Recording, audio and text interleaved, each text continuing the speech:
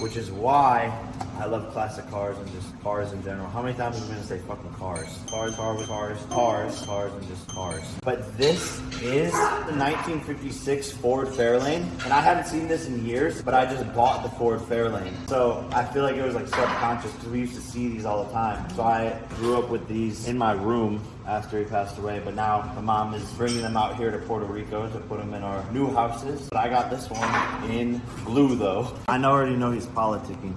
Yeah, that one There's is one in sick. there's one in blue too. Whatever this one is, I need to buy it. What I should do is try to like get all of these like in real life. That's a lot of freaking cars. And for the next big the classic cars, Rotten Child will select. Nice fucking pick, brother.